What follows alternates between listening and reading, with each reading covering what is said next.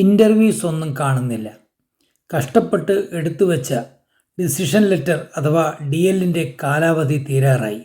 മാത്രമല്ല IELTS അല്ലെങ്കിൽ OETയുടെ കാലാവധിയുടെ കാര്യത്തിലും ഒരു തീരുമാനമാകാറായി. വിവിധ കാറ്റഗറികളിലായി ഇൻ്റർവ്യൂവിന് വേണ്ടി വെയിറ്റ് ചെയ്യുന്ന നൂറുകണക്കിന് ആളുകളാണ് DL കിട്ടിയതിന് ശേഷം ഇൻ്റർവ്യൂവിന് വേണ്ടി വെയിറ്റ് ചെയ്യുന്നത്. എന്തുകൊണ്ടാണ് അയർലൻഡിൽ ഇപ്പോൾ വേക്കൻസികൾ ഇല്ലാതിരിക്കുന്നത്? ഇൻ്റർവ്യൂ ഇല്ലെങ്കിൽ എന്തിനാണ് NMBI ഡിസിഷൻ ലെറ്റർ കൊടുക്കുന്നത്?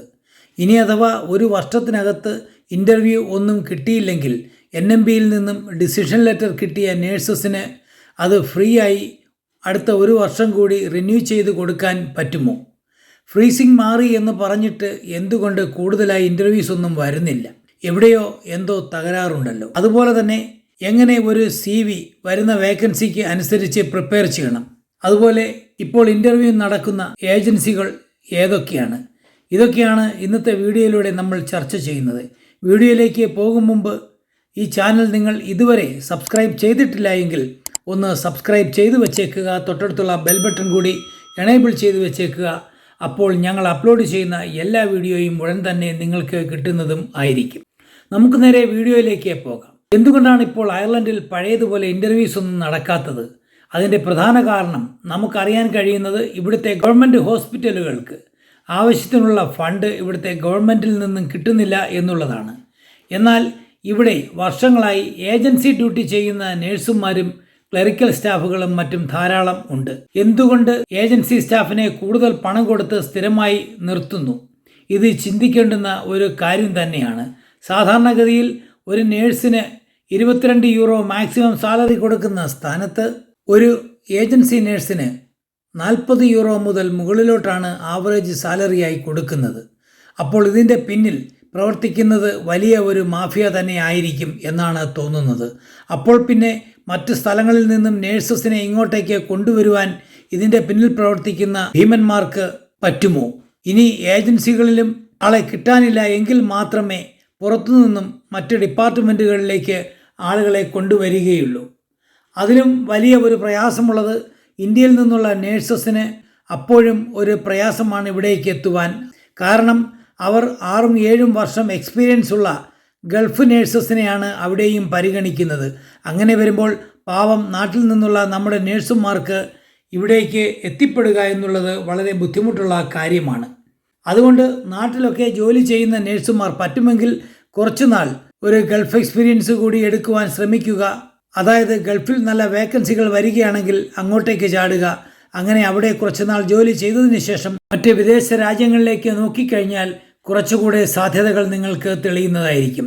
എന്തായാലും ജോലി നിർത്താതെ കണ്ടിന്യൂസ് ആയി ചെയ്തുകൊണ്ടേയിരിക്കുക. തൽക്കാലം നാട്ടിലുള്ള നേഴ്സുമാർ ഈ NMBI രജിസ്ട്രേഷൻ ഇപ്പോൾ എടുക്കാതിരിക്കുന്നതായിരിക്കും ബുദ്ധി എന്ന് തോന്നുന്നു. കാരണം 2 ആഴ്ച കൊണ്ടൊക്കെ ഇപ്പോൾ NMBI ഡിസിഷൻ ലെറ്റർ കിട്ടുന്നുണ്ട്. അങ്ങനെ പറ്റുമെങ്കിൽ കുറച്ചുനാൾ ഗൾഫ് എക്സ്പീരിയൻസ് ഒക്കെ ആയതിനു ശേഷം നമുക്ക് അയർലൻഡിലേക്ക് ജോലി നോക്കാവുന്നതായിരിക്കും. അതാണ് നല്ലതെന്ന് തോന്നുന്നു. അടുത്തത് നമുക്ക് പറയാനുള്ള മറ്റൊരു കാര്യം, ഇവിടെ ആവശ്യത്തിന് റിക്രൂട്ട്മെൻറ്റ് നടക്കുന്നില്ല എങ്കിൽ ഇതിനാണ് പിന്നെ NMBI അപ്ലൈ ചെയ്യുന്നവർക്കെല്ലാം ഡിസിഷൻ ലെറ്റർ കൊടുക്കുന്നത്. ഈ ഡിസിഷൻ ലെറ്ററിൻ്റെ പണി മാത്രം ചെയ്യുന്ന ഏജൻസികൾ ധാരാളമുണ്ട് നാട്ടിൽ. 10,000 മുതൽ 25,000 രൂപ വരെയാണ് ഏജൻസികൾ മിക്കവാറും ഈടാക്കുന്ന സർവീസ് ചാർജ്. അതുകൂടാതെ മറ്റുള്ള എല്ലാ ഡോക്യുമെൻറ്റുകളും നമ്മൾ തന്നെ അവർക്ക് കൊടുക്കുകയും വേണം. അതുകൂടാതെ NMBIക്ക് അടയ്ക്കേണ്ട പൈസ എക്സ്ട്രാ കൊടുക്കണം. കൂടാതെ എന്തെങ്കിലും നോട്ടറി അറ്റസ്റ്റേഷനോ മറ്റോ വേണമെങ്കിൽ അതിന് 5,000 രൂപ വരെ പിന്നെയും അവർ വാങ്ങുന്നതുമായിരിക്കും. അവരെ കുറ്റം പറഞ്ഞുകൊണ്ട് മാത്രം കാര്യമില്ല. ഇത് കൊടുക്കാനിരിക്കുന്ന ആളുകളുടെയും കൂടി കുഴപ്പമാണ്. എത്ര വേണമെങ്കിലും ഞങ്ങൾ തരാം, DL ഒന്ന് എടുത്തു തന്നാൽ മതി, ഇതാണ് അവർ അങ്ങോട്ടേക്ക് വയ്ക്കുന്ന ഓഫർ. അപ്പോൾ പിന്നെ ഏജൻസികൾക്ക് എളുപ്പമായല്ലോ. ഇതൊക്കെ എന്ത്? ഇതൊരു ചെറിയ തട്ടിപ്പ്. കൂടാതെ DL കിട്ടി ഒരു വർഷത്തിനകത്ത് അയർലൻഡിൽ എത്തിയില്ല എങ്കിൽ അത് ക്യാൻസലാകുന്ന അവസ്ഥയാണ് ഇപ്പോൾ നിലവിലുള്ളത്.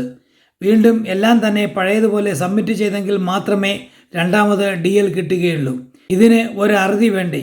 ഇതൊക്കെ ആരോടാണ് പറയേണ്ടുന്നത്? നിലവിൽ നാട്ടിൽ DL കിട്ടി 6 മാസം കഴിഞ്ഞിട്ട് ഒരു ഇൻ്റർവ്യൂ പോലും കിട്ടാതെ നിൽക്കുന്ന നേഴ്സുമാർ എല്ലാവരും ചേർന്ന് NMBIയിലേക്ക് ഒരു മെയിൽ അയയ്ക്കുക.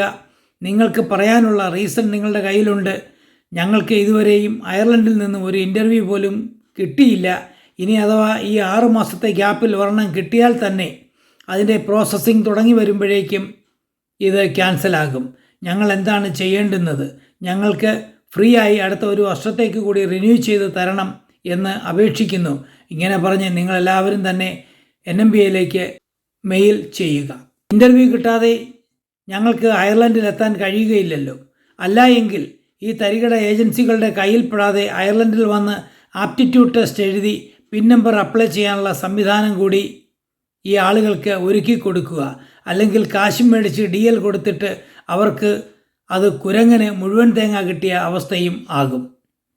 ഇതിനെതിരെ സംസാരിക്കാൻ അയർലൻഡിലുള്ള മൈഗ്രൻ്റ് നേഴ്സസ് അയർലൻഡ് എന്ന സംഘടന തയ്യാറാകണം. ഒരു കണക്കിന് ഇതൊരു അനീതിയാണ്. ഇതിനെതിരെ ആരെങ്കിലും ഒക്കെ ഒന്ന് പ്രതികരിക്കണ്ടേ? അതുപോലെ തന്നെ NMBAയിൽ നമ്മുടെ 2 ബോർഡ് മെമ്പേഴ്സ് ഇപ്പോൾ നിലവിലുണ്ട്. മൈഗ്രൻ്റ് നേഴ്സസ് അയർലൻഡും ഈ ബോർഡ് മെമ്പേഴ്സും ഒക്കെ കൂടി ആലോചിച്ചിട്ട് ഉചിതമായ ഒരു തീരുമാനം ഈ പാവങ്ങളായ നേഴ്സുമാർക്ക് വേണ്ടി കൈക്കൊള്ളണമേ എന്നാണ് ഞങ്ങളും നിങ്ങളോട് അപേക്ഷിക്കുന്നത്. അടുത്ത മറ്റൊരു പ്രധാന കാര്യം പറയാനുള്ളത്, സാധാരണ നേഴ്സുമാരൊക്കെ ഒരു CV ഉണ്ടാക്കി വെച്ച് അത് കഴിഞ്ഞാൽ എവിടെയാണെങ്കിലും അവർ അതുതന്നെ ഇങ്ങനെ വർഷങ്ങളായി സെൻഡ് ചെയ്തുകൊണ്ടേയിരിക്കും. എന്നാൽ ശരിക്കും ഒരു വേക്കൻസി വരുമ്പോൾ നിങ്ങൾക്ക് അതിലെ ജോലികൾ കൃത്യമായി അറിയാമെങ്കിൽ അത് ഏതൊക്കെ ഏരിയയിലാണ് എന്ന് മനസ്സിലാക്കി അതനുസരിച്ചുള്ള CV തയ്യാറാക്കണം. ഒരു ഉദാഹരണം പറഞ്ഞു കഴിഞ്ഞാൽ, നിങ്ങൾ നാട്ടിൽ എമർജൻസി ഡിപ്പാർട്ട്മെൻറ്റിൽ ജോലി ചെയ്യുന്ന ഒരാളാണ് എങ്കിൽ സാധാരണഗതിയിൽ അവിടെ കുട്ടികൾക്ക് ഏതെങ്കിലും തരത്തിലുള്ള എമർജൻസി വന്നാലും മുതിർന്നവർക്ക് വന്നാലും ആദ്യം കൊണ്ടുവരുന്നത് കാഷ്വാലിറ്റിയിൽ ആണ്. എങ്കിൽ ആ കുട്ടികൾക്ക് കൊടുക്കുന്ന ട്രീറ്റ്മെൻറ്റ് ഒരു പരിധിവരെ നിങ്ങൾക്കും ചെയ്യാൻ കഴിയുന്നതായിരിക്കും. അങ്ങനെയാണെങ്കിൽ പീഡിയാട്രിക് എമർജൻസിയിൽ ഒരു വേക്കൻസി ചോദിച്ചു കഴിഞ്ഞാൽ അത് നിങ്ങൾക്ക് ചെയ്യാൻ അറിയാമെങ്കിൽ നിങ്ങളുടെ ബയോഡേറ്റയിൽ നിങ്ങൾ ആ ജോലി കൂടി അറിയാമെന്ന് ഉൾപ്പെടുത്തി CV തയ്യാറാക്കി കൊടുക്കേണ്ടുന്നതാണ്. അല്ലാതെ പണ്ട് തയ്യാറാക്കിയ ഒരേ CV എപ്പോഴും അയച്ചു കൊടുത്തുകൊണ്ട് ഇരുന്നാൽ പ്രത്യേകിച്ച് ഗുണങ്ങളൊന്നും ഉണ്ടാകുമെന്ന് തോന്നുന്നില്ല. ഇനി മറ്റൊരു കാര്യം കൂടി പറയട്ടെ, ഏജൻസികളെക്കുറിച്ചാണ്. ഇപ്പോൾ നിലവിൽ അയർലൻഡിൽ ഇൻ്റർവ്യൂസൊക്കെ കുറവുള്ളത് കൊണ്ട് തന്നെ, അതായത് ഇവിടെയുള്ള നഴ്സിംഗ് ഹോമിലും പ്രൈവറ്റ് സെക്ടറിലുമൊക്കെ ഉള്ളവർ ഇവിടുത്തെ ഗവൺമെൻറ് ഹോസ്പിറ്റലുകളിലേക്ക് ചേക്കേറിയെങ്കിൽ മാത്രമേ പ്രൈവറ്റ് സെക്ടറിലും കൂടുതലായി വേക്കൻസികൾ ഉണ്ടാവുകയുള്ളൂ. എങ്കിൽ മാത്രമേ നാട്ടിൽ നിന്നുള്ള ആളുകൾക്ക് പ്രൈവറ്റിലുമൊക്കെ വരാൻ സാധിക്കുകയുള്ളൂ. അല്ലെങ്കിൽ വളരെ കുറച്ച് വേക്കൻസികൾ മാത്രമായിരിക്കും വരുന്നത്. ഈ സാഹചര്യം ഇവിടെയുള്ള ഏജൻസികൾക്ക് മാക്സിമം മുതലെടുക്കുകയും അവർ നിങ്ങളുടെ കയ്യിൽ നിന്ന് കൂടുതൽ ക്യാഷുകൾ വാങ്ങി ജോലി തരാമെന്ന് പറയുകയും ഒരുപക്ഷെ ജോലി കിട്ടിയില്ലെന്നും വരാം. കാരണം ഇപ്പോൾ വേക്കൻസികൾ കുറവാണ് എന്നതു തന്നെ. അതുകൊണ്ട് തന്നെ കുറച്ച് ക്ഷമിച്ച് കാത്തിരിക്കാൻ മാത്രമേ ഈ അവസരത്തിൽ ഞങ്ങൾ പറയുകയുള്ളൂ. എടുത്തു ചാടി ചതിയിൽപ്പെടാതിരിക്കുക. ഇപ്പോൾ നിലവിൽ കഴിഞ്ഞ ദിവസങ്ങളിലൊക്കെ ഞങ്ങൾ 2-3 വീഡിയോ ചെയ്തിരുന്നു. കുറച്ച് വേക്കൻസികളൊക്കെ വന്നിരുന്നു. അതിൽ പ്രധാനം KCR, IITR, CPL തുടങ്ങിയ ഏജൻസികൾ ആണ് ഇൻ്റർവ്യൂസൊക്കെ നടത്തുന്നത്. ഇനിയും ധാരാളം വേക്കൻസികളൊക്കെ വരും എന്ന് തന്നെയാണ് ഞങ്ങൾ പ്രതീക്ഷിക്കുന്നത്. ഇതൊക്കെയാണ് ഇന്നത്തെ വീഡിയോയിൽ നിങ്ങളുമായി ഷെയർ ചെയ്യാനുള്ളത്. നമ്മൾ പറഞ്ഞ കാര്യങ്ങളൊക്കെ ഇപ്പോഴുള്ള അവസ്ഥയിൽ നിന്നുള്ളത് തന്നെയാണ്. ഈ അവസ്ഥ മാറണം. അതുകൊണ്ട് എല്ലാവരും നല്ലൊരു നാളേക്കായി ശുഭപ്രതീക്ഷയോടെ കാത്തിരിക്കുക. എല്ലാവർക്കും നല്ലത് വരട്ടെ. മറ്റൊരു വീഡിയോയുമായി വീണ്ടും കാണും വരെ നന്ദി, നമസ്കാരം.